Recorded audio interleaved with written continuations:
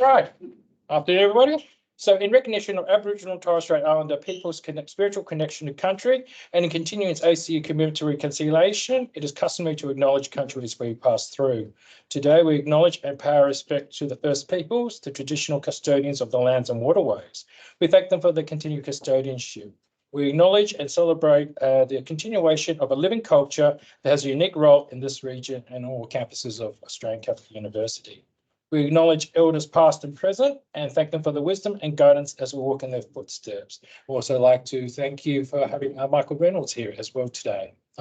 So with no further ado, I'll just hand over to Professor Rich Ryan to do the welcome. Well, I'm really pleased to introduce Joachim Waterschoot from the University of Ghent. He's going to present some of his work that was, his dissertation was. I was an external examiner on his dissertation. He's still friends with me, nonetheless. Afterwards, it was pretty exciting work. Some of it will take us back to the times of COVID and what was going on in the population's response to the COVID communications and initiatives, and then some other work that I know that you're going to present today. But he's visiting here for 3 months. He's going to be here till when? Beginning of July, and he's got a great mind and a really fun person to talk to, and so I hope you enjoy his.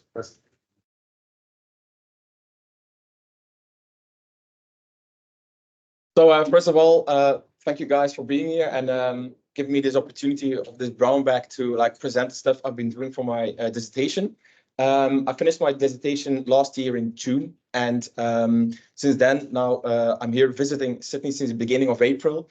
And actually, the first thing I want to mention before starting the content of this presentation is a fact that I never felt at Belgium before. So when I mention the fact that I'm from Belgium, people are mentioning the beers and the fries.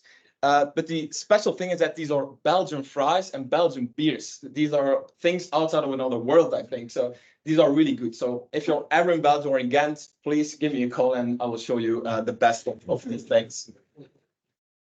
So I've been doing my PhD since 2017. And actually, before starting on the COVID things, I just want to mention that this was not the initial topic of my dissertation. This would have been worked in 2017.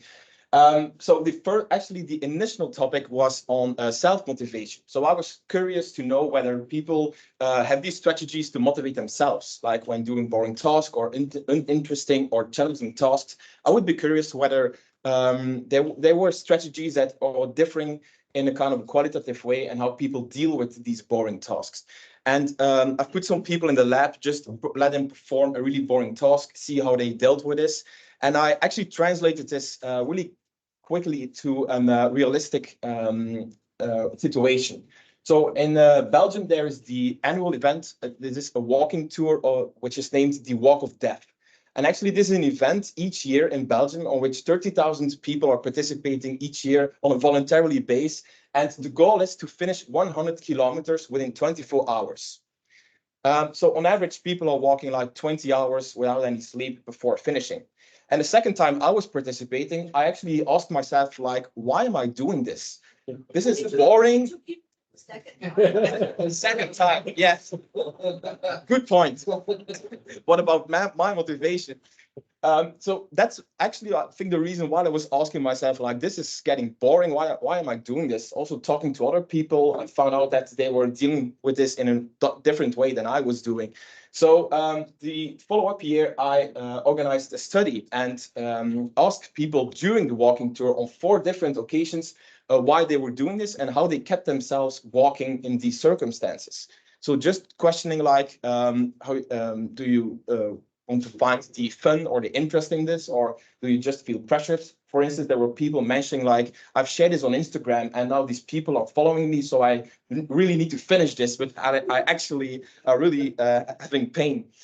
But this was just an experience I want to show you guys, because it was 1,300 people participated in this study, and even on 90 kilometers, they were still completing this questionnaire or completing an interview, as sometimes people couldn't write anymore.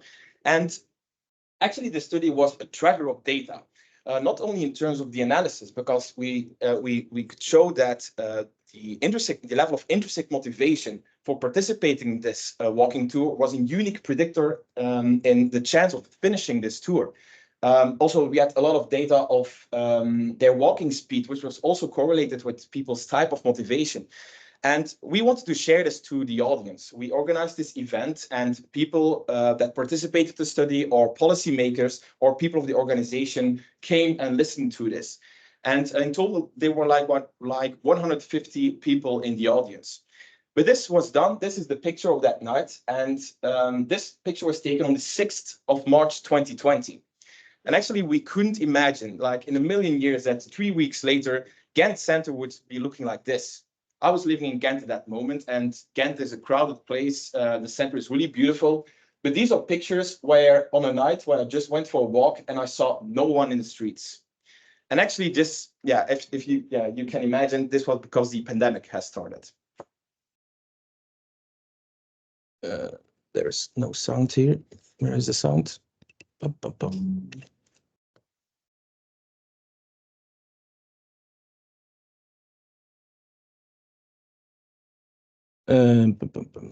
I just need to get the sound. Are the boxes off or?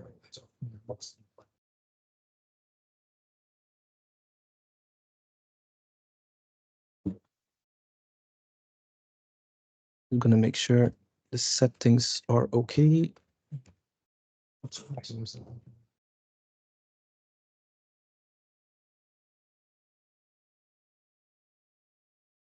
Yeah, here we are.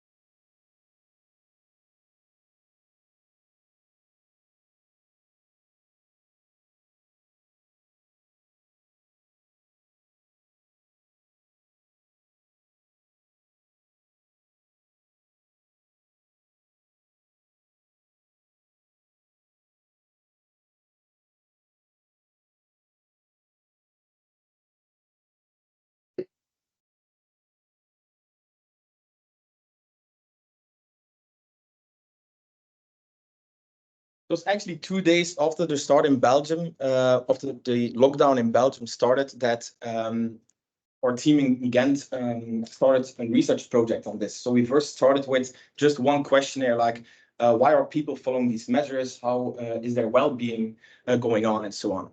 And this resulted in the Motivation Barometer, and it actually exploded to a really large national research project in which we monitored people's well-being, their type of motivation to adhere to the measures. And we also had a lot of questionnaires on topics that were going on a debate in society, like what about the face covering, what about the vaccination for children, and so on. And what you can see here is actually just one of the graphs showing the evolutions in types of motivation across time. And all the little titles refer to public reports we wrote for the public. So at one point, it was kind of cool to see that the things we were measuring in an evidence-based way, we could use this as advice for the policymakers. But not only for the policymakers, we also shared the information to the audience just to show also recognition about what they were feeling at that moment and what was going on a psychological level. But it was kind of ignored on a national political way. So based on the motivation barometer, we had almost data of like 500,000 people. And that's why I decided to shift my orientation and research from the self-motivation to the topics that were going on in the COVID-19 crisis. And one of the topics is about mental health. And what I'm going to try in the next upcoming like 30 minutes, I'm going to try to give you like a summary of the things we have been doing. But for the sake of information, I present you also the studies you can find on which the things I'm going to show you is based. Like you can find some social demographics and also the journal in which you might find this study. Just share your screen. Sorry. Oh, really? We'll do it again.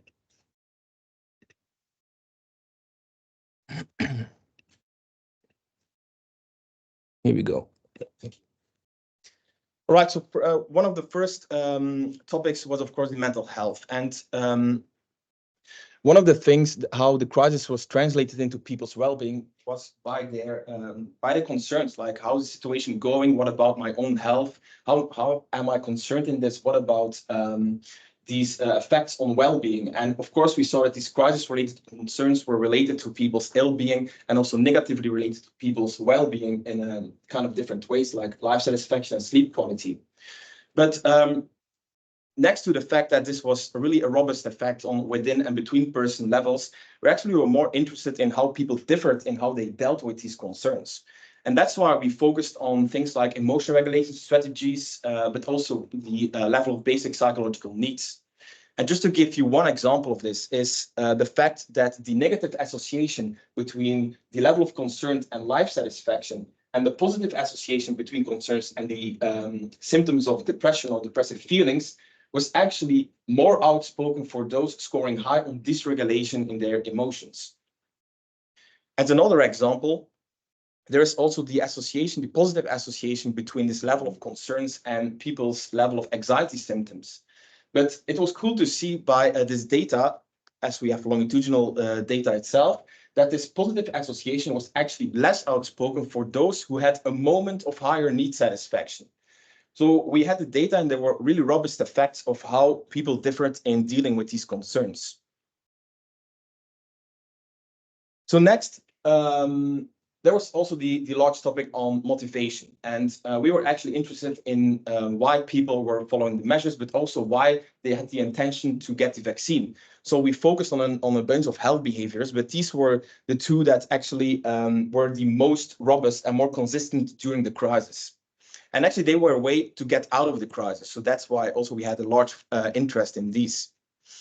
And the thing is, of course, from the perspective of self-determination theory, we focused on motivation in a qualitative way. So we had the autonomous reasons to follow the measures, like it's a valuable thing for people. They see the importance of it. While there were also controlled reasons, like otherwise I would be criticized by others, or they had the chance to get a fee, or they just felt pressured and controlled to follow these measures. Also, this could be done in terms of getting the vaccine.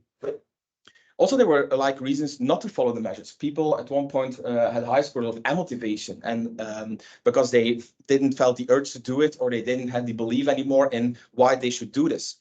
And in terms of results, we see that the most strongest and robust results were based on the quality of motivation. So autonomous motivation positively related to the behavioral adherence to the measures and vaccination intention. For motivation, it was also kind of interesting, like we have now different types of motivation, but what about the different types of amotivation? And this is just one example I want to show you in a descriptive way. So this is time, and we have different items to assess amotivation. And one of the items is like disbelief in policy. Like I don't believe anymore this way of handling the crisis is the good way anymore. So therefore, I'm losing actually interest or the urge to adhere to the measures. And this has a different fluctuation across time. While there were also reasons like I don't have the effort anymore, or I don't feel competent to follow the measures, or I don't believe this actually helps, in the crisis, as I'm only one person in this whole national crisis. And this had a different fluctuation across time. In terms of their predictive validity, I want to show you the results of the same kind of motivations in terms of vaccination intentions. So people were less urged to get the vaccine because they didn't believe in the development in the vaccine, or they just didn't trust the policy at all, or the pharmaceutical companies, or they couldn't have the urge or the competence to get the vaccine. And here it was interesting to see that the distrust-based motivation was the one that was really negatively predictive for people's intention to get the vaccine. While we actually controlling for distrust-based motivation, we then found a unique effect for the evidence-based motivation. All right, but now having these results also on a within subject design, between subject design, these results for motivation was kind of robust. And we were actually questioning, like, wouldn't there be a more fundamental role for motivation in this crisis? The crisis is actually based on people's behavior. Like if I go outside and I get infected, so behavior is kind of the base why this is all happening. So if motivation is this really strong predictor or antecedent of people's behavior, there should be a more fundamental role. And therefore we were interested to put the things about motivation in perspective of how the crisis itself was evolving. So therefore, we included also the epidemiological parameters, like the levels of infections and hospitalizations on a daily basis, just to check whether the fluctuations across time would be related to the fluctuations in people's motivation or amotivation. But of course, to do this, this requires like another kind of design as I was used to. So the thing is, we have enormously amount of data. Like to give you an idea, in the first year of the crisis, 90% of all those days included more than 100 people completing our questionnaire. So we had a lot of data. So this actually means that for one day, we could have a meaningful number that represents the motivation on that day. But to put this into a design, we have a sample on day 1. There is another sample on day 2. There is another sample completing the questionnaire on day 3. So actually, in terms of the design, to combine these levels of motivation with the real infection and hospitalization numbers on a daily basis, which is only one number for that day, we could have a distinction between the between-person variance and the between-day variance. So the between-person variance is actually the within-day variance. So we could just use multi-level design to control for this between-person variance. And it was interesting to see that there was still meaningful amount of variance going on between days in terms of motivation. So this allows us to put some things in a design and to check for some associations on a daily basis. So first, results showed that even from day-to-day variance, day-to-day level, types of motivation were related to the levels of behavioral adherence. So this actually means that on days when the general levels of autonomous motivation were higher, the levels of behavioral adherence in the population was also higher. Having this, now we could include the epidemiological parameters. And here it was interesting to see that there was a positive association between these parameters and levels of autonomous motivation and negative for controlled motivation.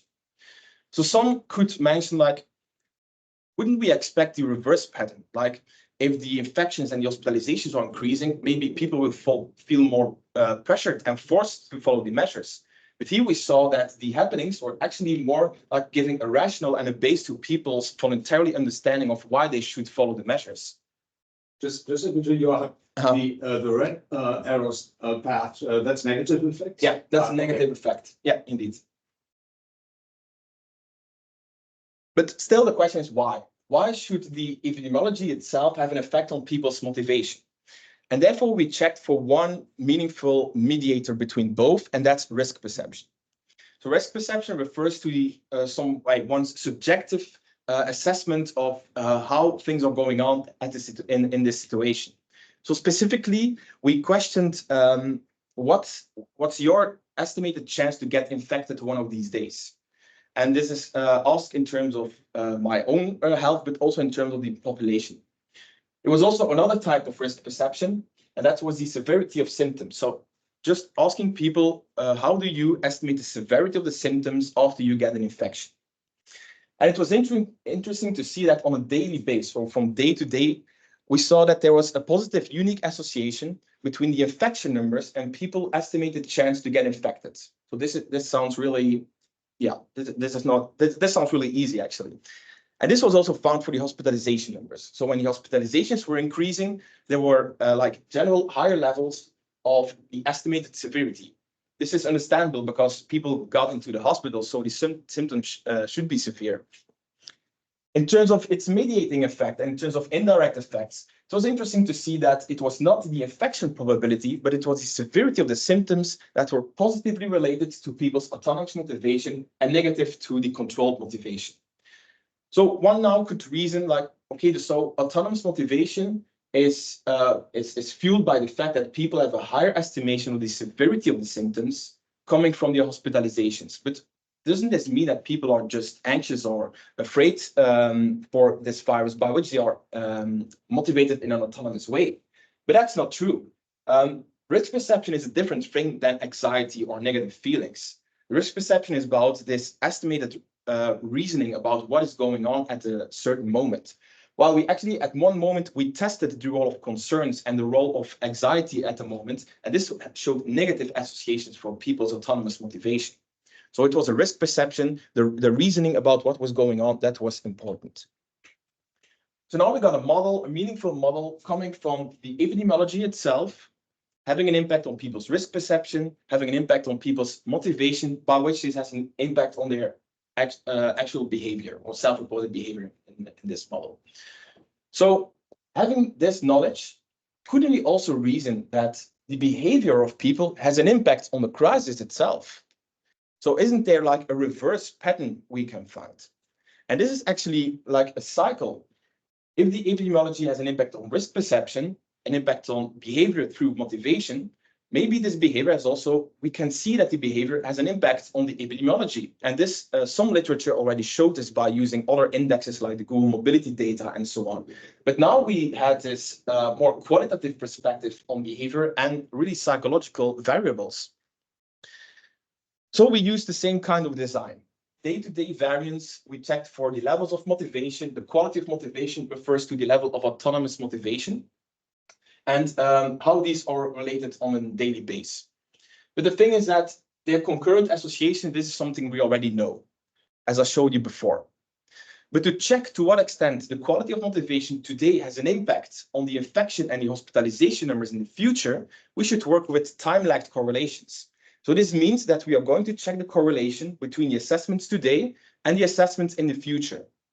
And this can be done by just shifting the time lag. We are increasing the time lag day by day up until we get a pattern of associations or correlations with an increasing time lag.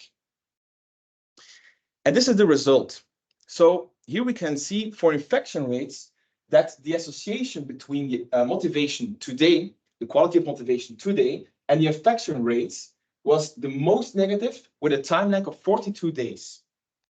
For hospitalizations, the time lag, the correlations, the time lag correlations was the most negative with a time lag of 49 days. So this is actually also in line with the literature, because as you can see, between 42 and 49 days, this is a 1 week lag. And we noticed this in the media and society, that the hospitalization numbers were following the infection rates 1 week later.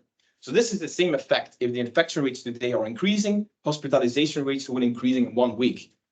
This means that if the quality of motivation is increasing today, the infection rates will decrease most truly in 6 weeks. 6 weeks seems like a long time. And also these are just correlations. So we actually urged for a more robust test for this. And how did we do this? So we put these into a model and included some really important crisis-related covariates.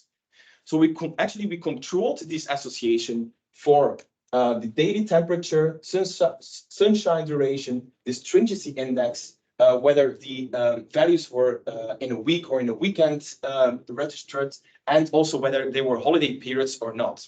Even more, we controlled the outcome, the infection rates for itself 1 week before, because the infection rates are also related to their own values like 1 week earlier. What's the stringency index?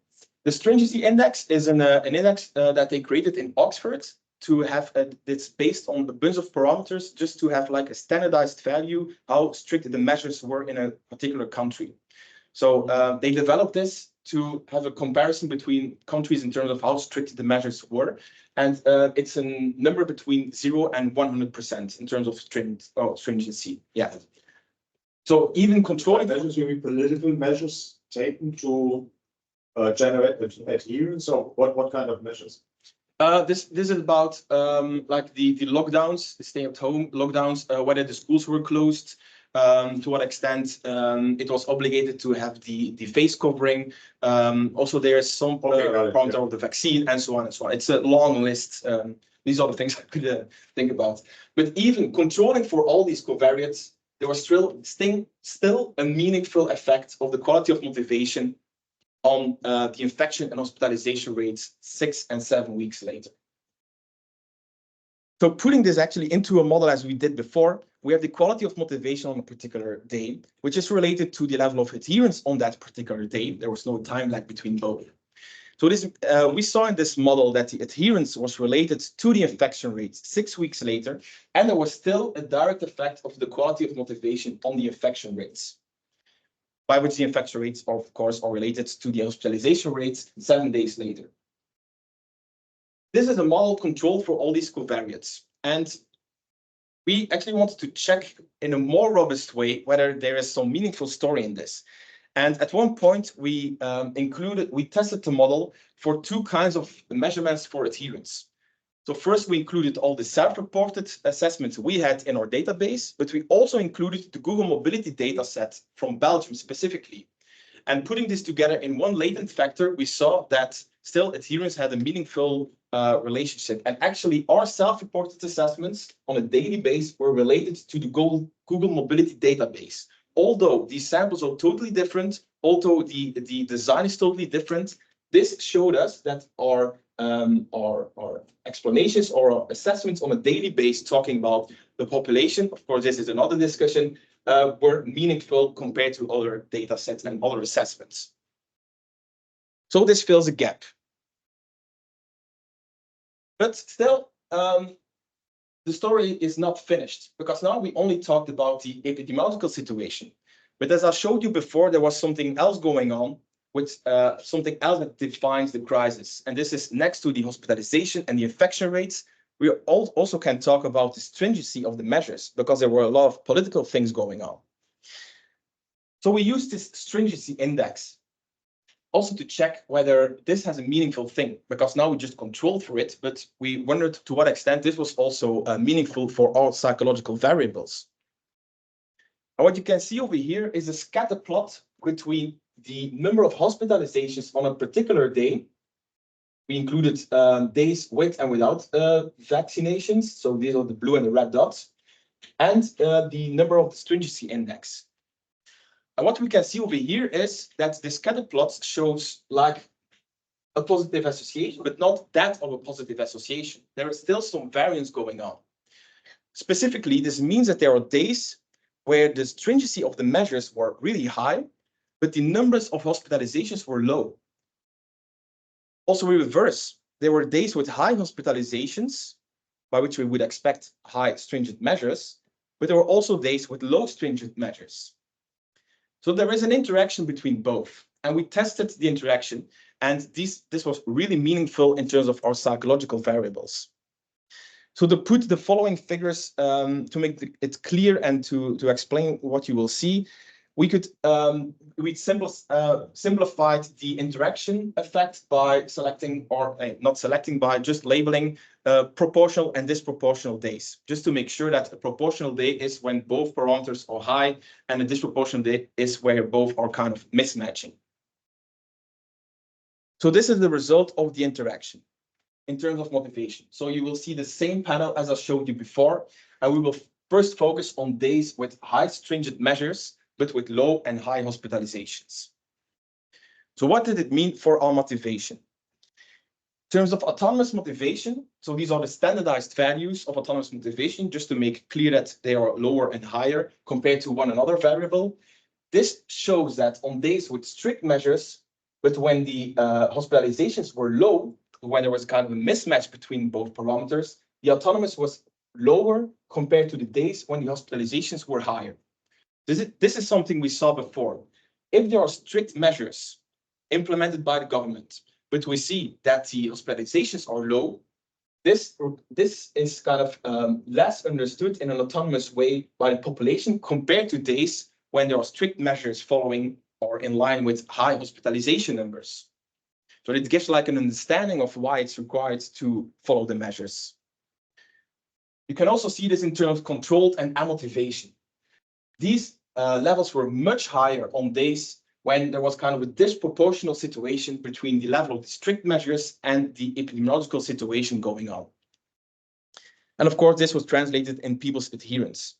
So this means in terms of people mentioning that strict measures are not always good, here we saw that the implementation of more strict measures in line with the epidemiological situation was actually beneficial in terms of adherence and people's motivation. Also here we checked to what extent our assessments were kind of reliable or meaningful. And that's why we also checked these interactions in terms of the Google mobility data set. So specifically, this is a number comparing our current movement in a population compared to a period before the COVID pandemic. So it's like when there is a negative percentage, it means that people are moving less than before the pandemic itself. So this bars means that people were moving less to their work, to grocery and pharmacy, to recreation parks and retail on days when the stringency of the measures were high and the hospitalizations were also high. I also want to show you the other case. What about days when there were no strict measures? And actually this panel is like the situation today. There are low stringent measures and there are low hospitalization numbers. But what about the situation that the hospitalization numbers are increasing, but the stringency of the measures is not following? In terms of people's well-being, we saw that there were low levels of vitality and life satisfaction, and even higher numbers of anxiety and depression symptoms. So when the policy or the measures were not following the epidemiological situation, we saw that people reported higher depression scores, higher anxiety symptoms, and lower well-being. So their proportionality is an important thing. And to give you a conceptual summary of all of this. When the infections are rising, hospitalizations are rising 1 week later, as we saw before. If at that point there would be disproportional measures, this would have an impact on people's psychological functioning. There would be more amotivation, lower adherence, and the perceived severity would also be lower.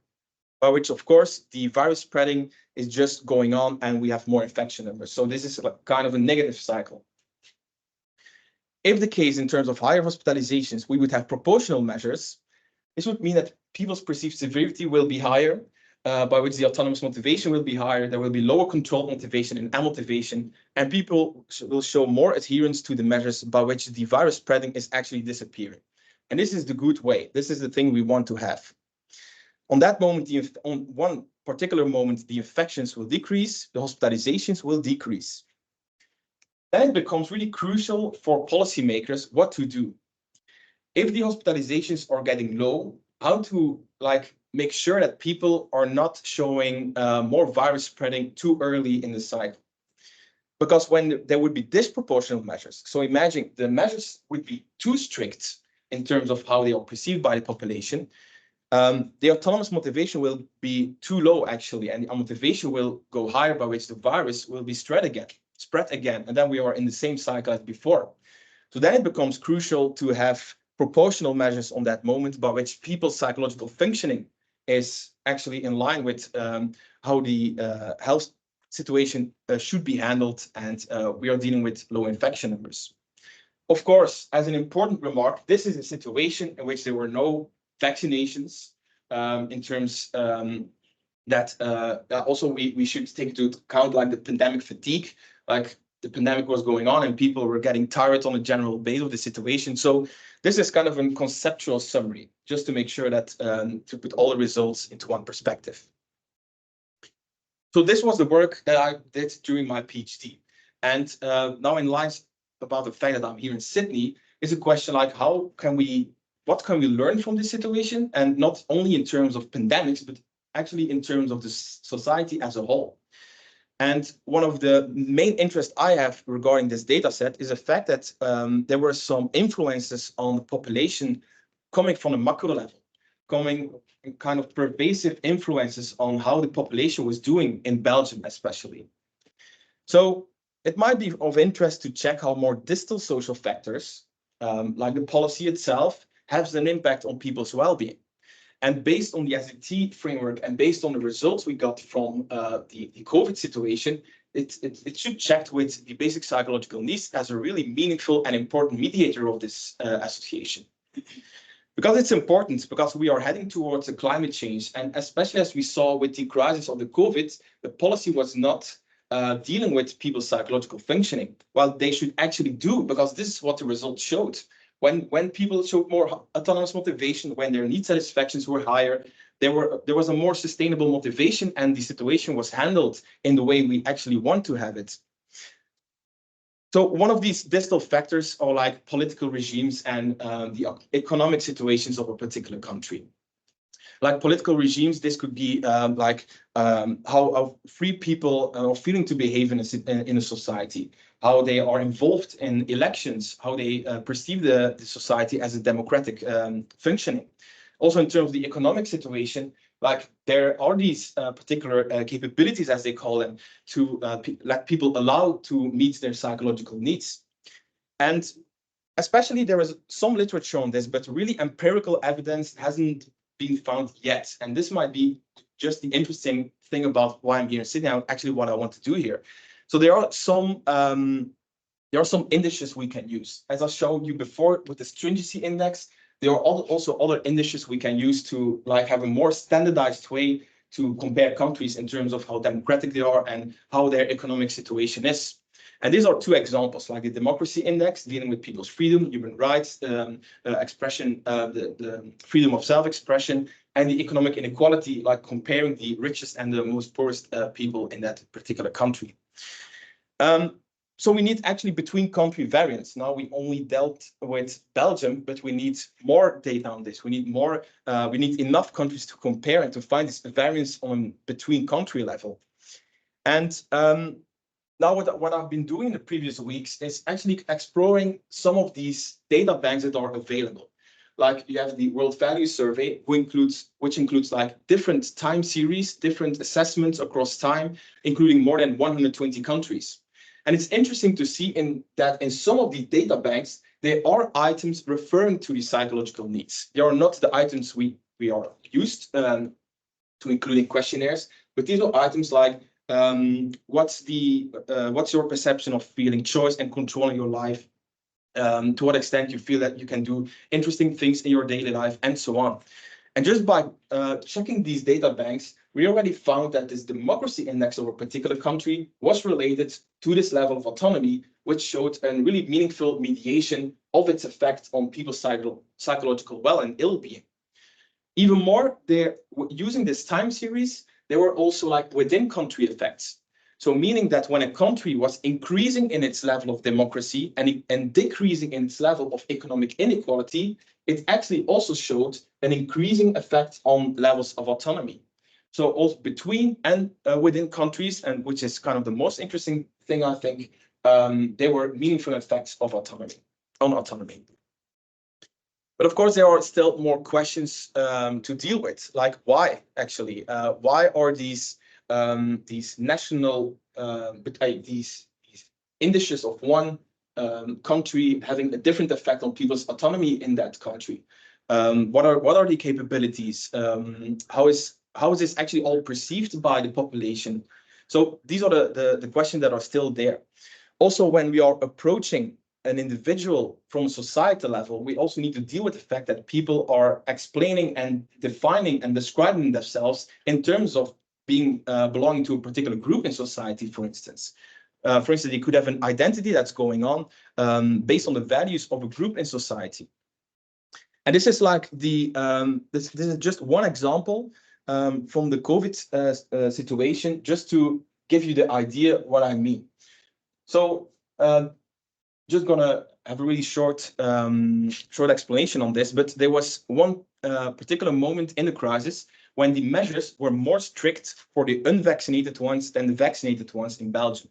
So there was, at one moment, there was a group-based policy.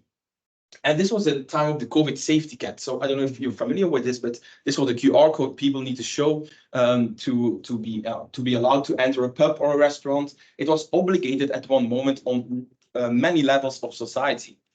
And we had a longitudinal sample on this of levels before, during, and after the implementation of the CST.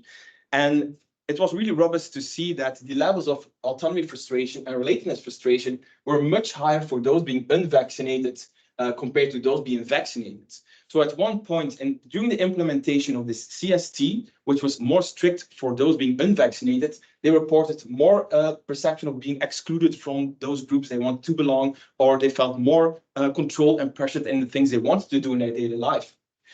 So this is just an example to show you what the evidence or the meaning could be of a group-based policy. But of course, as we were talking about groups, this is another discussion, of course, but because I was mentioning like the group-based identities, and this is a different thing of being vaccinated or not vaccinated. If you're like feeling your identity is part of a particular sexual orientation or political orientation, this is not this being in a group or not thing. And when I arrived here in Sydney, the team was, I was already surprised, and the team already had a data set on this idea. So there was a data set in which they asked for people's identity, like I'm being part of a group related to sexual orientation or political or religious orientation. And they also had a questionnaire on how these people perceived their needs to be supported by society. So in terms of to what extent the group they describe to belong to is supported in its expression of authentic values, to what extent they are part of society and they don't feel excluded, and so on.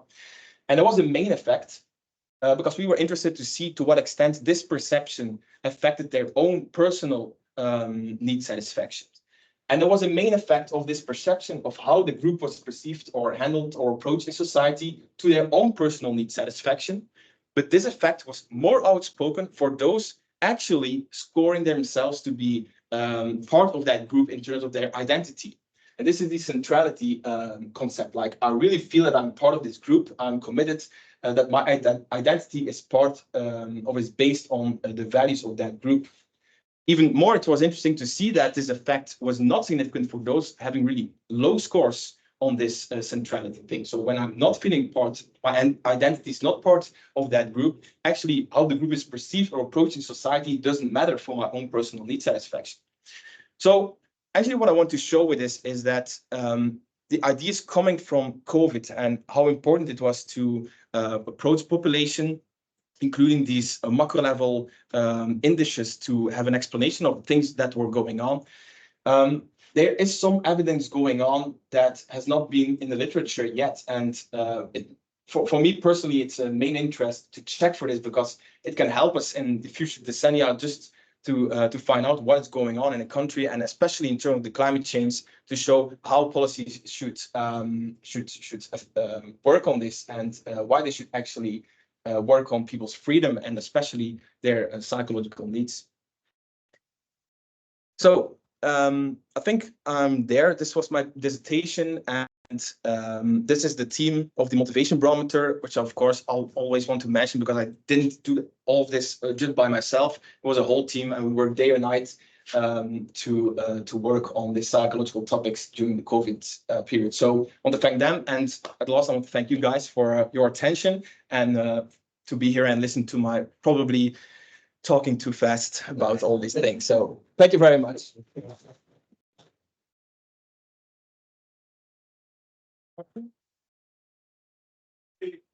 Research, fantastic, and I mean, this research, I mean, we could say it's a positive effect of the pandemic, right? That this was possible, because it really was a unique historical situation, right? And I find it amazing if you really find that, I didn't fully get it, that relations between variables on the between country level would mirror kind of, would be isomorphic to relations within countries, right? Because what we typically find is just ecological fallacy, right? that the relations converge and that you cannot infer one from the other. But my question would be, I mean, back to this discrepancy between hospitalizations and measures taken by policy makers, right? What you've shown us that is then having effects on motivation. But I would assume that hospitalizations and policy measures evolve over time in a reciprocal fashion, right? And then it would be able to look into that. And the other question that would follow that also, you didn't continue talking about that, but I think that is really an important ingredient, was this disbelief in what policymakers are doing, right? And you showed us fluctuation. And to what extent are these fluctuations then also driven by this discrepancy? Did you look into that? Well, the first thing about the association between the stringency index and the hospitalizations is the fact that when we were checking the time-lagged correlations, we saw that the stringency of the measures always followed the hospitalization numbers, like with 10 days. So actually, this means that it should be in reverse. Yeah. It's at one point, policymakers asked us, like, what is our main goal, actually, what we should do? And it's like being proactive. You shouldn't be reactive, because it was from an evidence-based thing, it was shown that they were reactive towards the situation.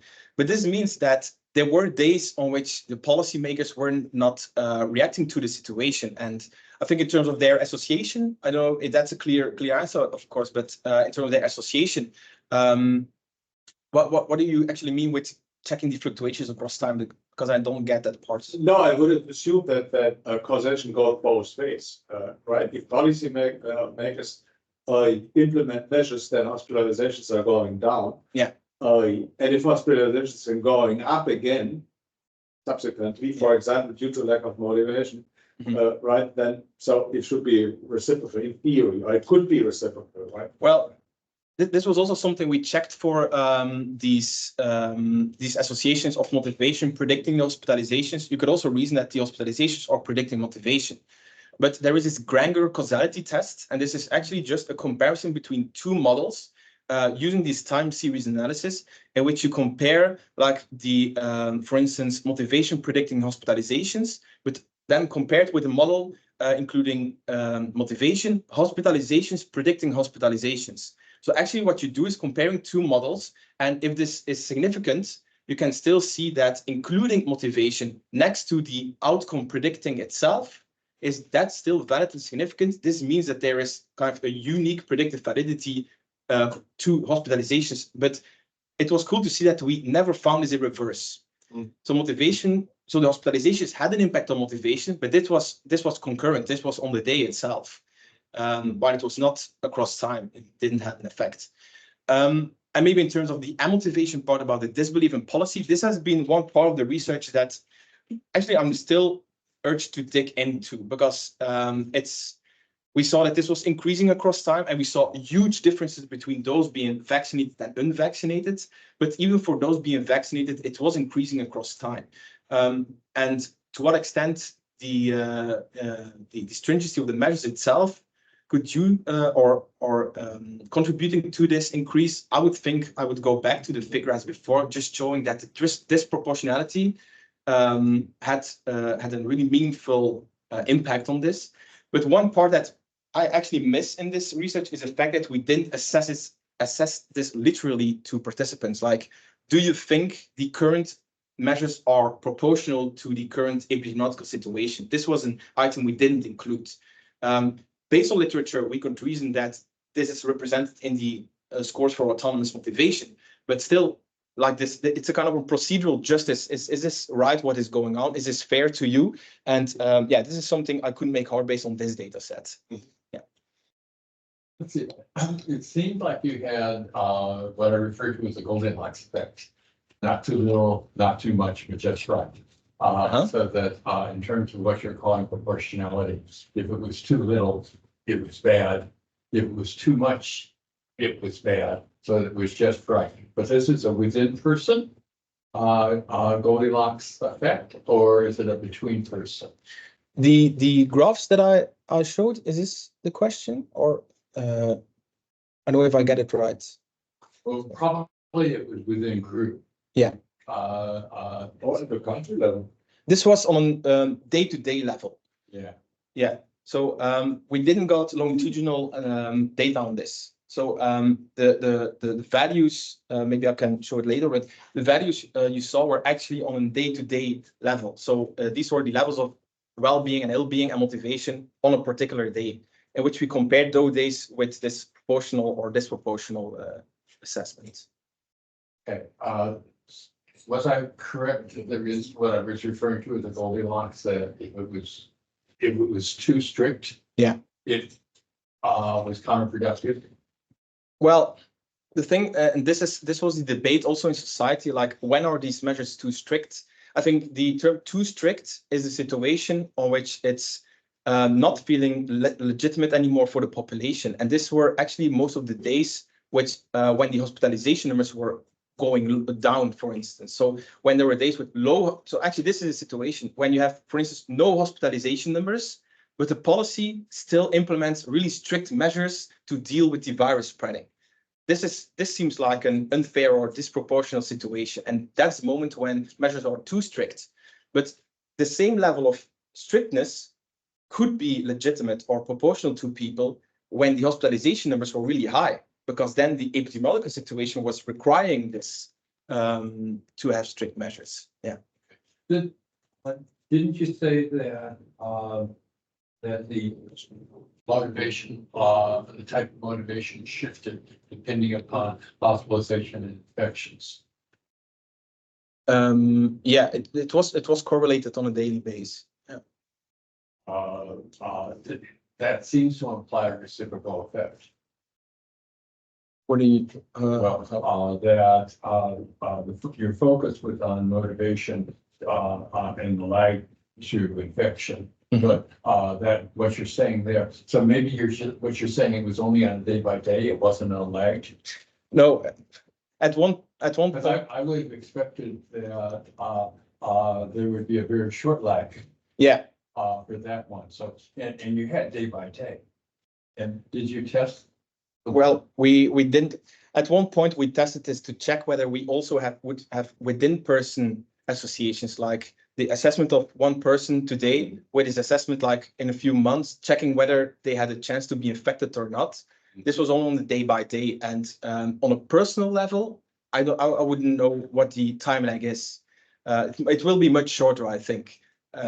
We've been doing some stuff where we're looking at reciprocal X models. And totally different, but the two variables had quite different lags.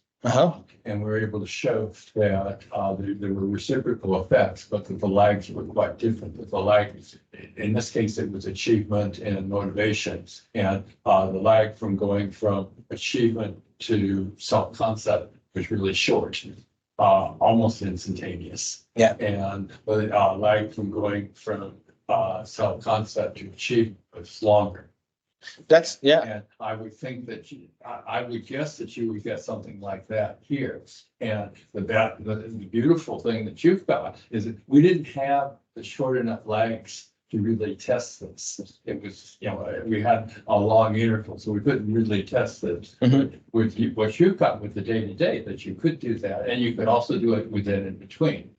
It's true. But I think our data is lacking to test that hypothesis. Yeah, it would be cool, I think. Yeah. But there was one point at which we just checked to what extent we had longitudinal data on people's motivation and the chance or the event if they were infected or not in the future. And we didn't do anything with this. I don't know actually why, because it's kind of interesting, but we saw that the levels of autonomous motivation were related to their motivation in the future, but also were related to the chance to get infected. So we saw that those being more controlled motivated had a higher chance to have an infection on the moment we were assessing them. But this is, I think, the reason why we didn't do anything with this is because it's the data was lacking too much of information to make this really strong, because it was just an effect we found, but why and how this happened, we didn't know. Also, just a terminology issue. If I am amotivated and I get scared because I'm seeing what happens, I'm not sure that I would call that autonomous motivation. I think that's more like, it seems to me to be an external motivation. I mean, yeah, but that's just terminology. But that's true. But I think in terms of the vaccination literature, we actually found a positive effect of the external motivation to get the vaccine the first time. But it was interesting to see that when we asked these people like 8 months later to get their booster dose, to get the third vaccine, we saw that these people showed a negative association. So this was the thing about external motivation, that it was in a short way, it had a positive effect, but in a longitudinal, sustainable way, we saw that it was just a reverse. And that's yeah, in my opinion, that's beautiful. Thanks for the question. What was heard was talking about is this new development implemented in a class where a bank routine and others proposed we can legitimately so model lag zero effects, right? So which I mean, you do not need to interpret as instantaneous causation with very short time lags. And what you are having, I mean, lends itself to such a kind of modeling. That's what you meant, right? Okay. Yeah. All right. Thanks for clarifying this. Rich, you look at a population level here, I may be misremembering that some people have different needs. So young people, for instance, want to be out and about with people. So the same stringency has a different meaning for younger people than it does for older people. Just wondering if you comment on that or anything you saw in your data with respect to that. It would be more indeed frustrating for a young person to isolated, whereas a person like me thinks it's a great thing. That's true. It's true. And in each of the things we checked, there were large age differences. But we try to control for the differences in terms of the models by just including age as covariate. But I would be really curious to see to what extent, like if we had an item on the legitimacy, to what extent I would predict that there would be a large difference between age group, for instance. But we then got really data. We got the data, but not in terms of making this hard, I think. In age groups, but also in terms of emotional dispositions, right? There were some groups in the population across countries that really sensed an alleviation of their situation, and that was the socially shy autism spectrum disorder people, for example, for whom it was a relief no longer being forced to go out, meet others, and so on. Yeah, Maybe it's not my age, maybe it's like. But yeah, this was something like these analyses were based on the fact that, like, checking the ICC, like the intra-class correlation, the variance between days was between 7 and 14%. But it means that much of the things that were going on was on between person level, and I think those things would have clarified that. I think, yeah, would contribute to that variance. Final question? Oh, maybe I have one thing on the age groups. At one point, we checked for a longitudinal analysis and during the vaccination campaign. And in Belgium, it was a fact that they were following kind of a sequence in terms of vulnerability groups, like first the elder people, also people working in health sector and so on. But then at one point, there was the vaccines were available for the whole population, but it was still in a sequence of age. So at one point, like my father was vaccinated, but the younger brother of my girlfriend was not vaccinated. So the youngsters needed to wait until like the end of May to get their vaccine. And we checked their needs, satisfaction, and frustration across that time, having a longitudinal sample. And it was particularly in that month in which there was this kind of policy difference between those being elder already had their vaccine, those being younger did not have their vaccine. We saw this really differentiation between both groups, especially the youngsters who were still highly more frustrated than satisfied in their needs compared to those being older. So that was something we saw there. Yeah.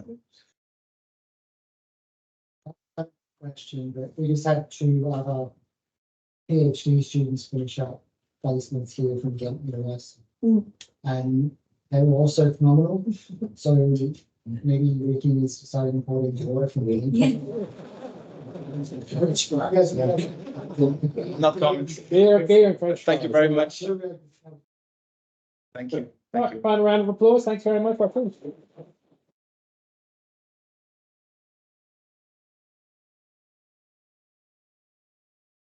Now I'm getting hungry again.